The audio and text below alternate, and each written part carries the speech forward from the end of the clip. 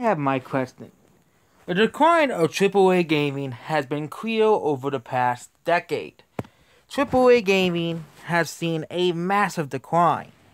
Through gritty games to bugs, the horrible, incomplete games being quote-unquote completed by DLC. You never really get the full game anymore, and it used to be where DLC was just like an expansion pass.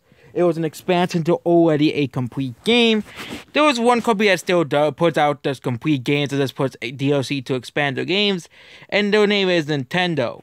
But everybody else, they just use DLC to put out an incomplete game and to put the other half of the game in DLC, which is pretty scummy. And of course, you have microtransactions, rushed out buggy games, even though after tons of delays.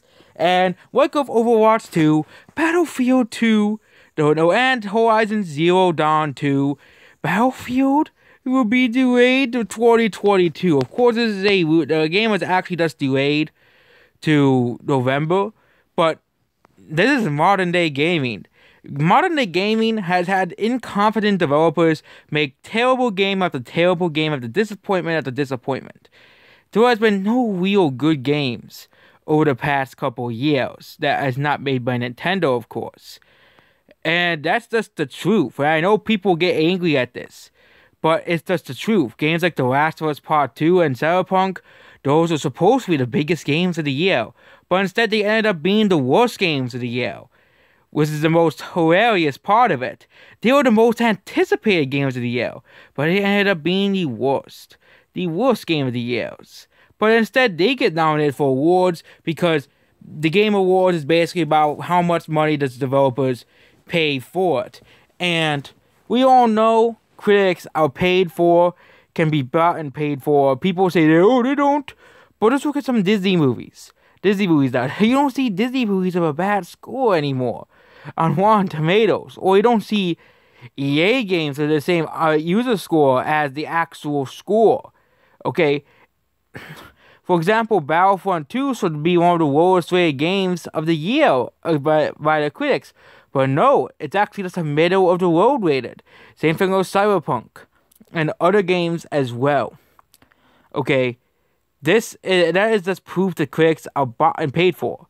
But Battlefield 2042 is being delayed to 2022. Ooh.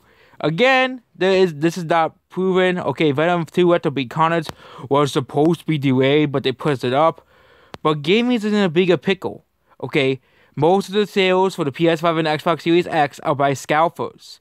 I don't care what console side you are on, you should accept that's the truth. Most of the sales of the PS5, are sold bought by scalpers. Okay, we all know that's the truth. I know Sony fanboys that say, oh, but 10 million, it's all 10 million. But how many of those were bought by scalpers?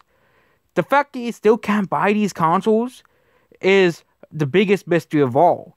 Why can't you buy these consoles, but yet they're 10 million sold?